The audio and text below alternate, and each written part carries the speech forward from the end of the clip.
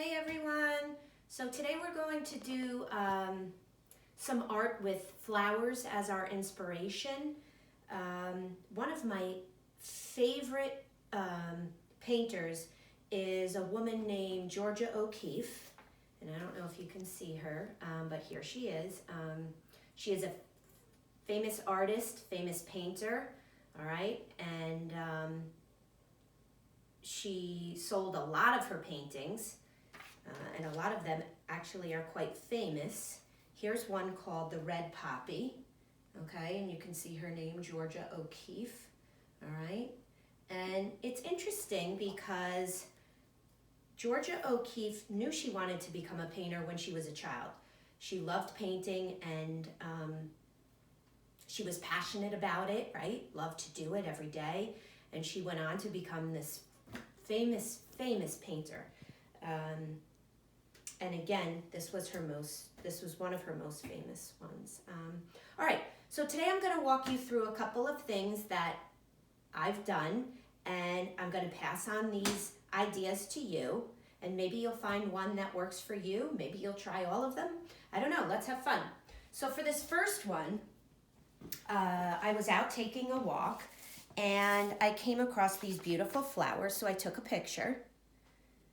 I printed out the picture, and then I cut out some of the flowers and I taped them onto this piece of paper. And then using my watercolor paints, I kind of painted a scene around it.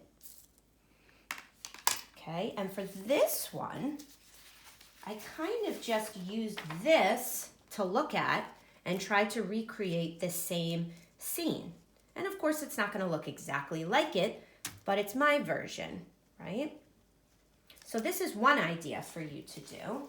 And again, it's great because you're working on your fine motor skills with painting and cutting, right? And using tape, or if you have a glue stick or glue, it's another great idea. I don't, so I have to use tape. All right, yesterday we talked about how fruits and vegetables come from plants. All right, so I have been eating a lot of celery. So I decided to cut the bottoms off of the stalk, all right? And if your mom or dad will do that for you and you have celery, you're left with something that really kind of looks like a flower. So what I did for this is I dipped one of the pieces, one of the end stalks into paint, okay? And what you're gonna wanna do is maybe just kind of dip it first, and then you can go on and you can make an impression, okay? And I did that with the purple and the pink. And then you can actually take a little bit of carrot and make your stem, okay? Just like this. All right, and then you can create just a beautiful piece of art, all right? And then over here, I had bought a bouquet of flowers about a week or so ago, and it's getting a little smelly, the water, so I'm going to have to get rid of these. And as you can see, some of the flowers have started to really lose their petals, okay? So this is when you know it's time to say goodbye, but before I say goodbye, I'm going to use these flowers. So basically, I took an empty egg carton, all right, and I put some different colors in there, and I just took some of my flowers and dipped them into these paints and just tried to make little designs. Really no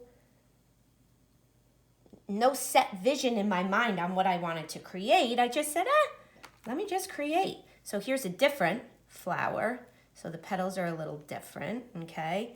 You can drag them, you can wisp them, whatever you want. And then this flower was different, okay? So it's gonna give me like a different look. You can hold it down low like you would a pencil, okay? You can tap it. You can press down hard to make a big impression, or you can just kind of dab it about like so. All right, and then I took this flower, which has, you know, wider petals here. And you're just gonna have to be very careful when you dip it in.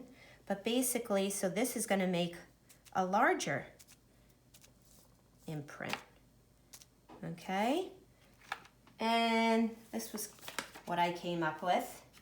So again, you don't see flowers, but we're painting with flowers, okay? So these are just some ways that you can use flowers to paint or use fruits and vegetables to paint.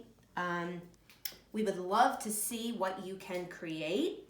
So please send us pictures. And if you come up with your own idea, we'd love to see that too.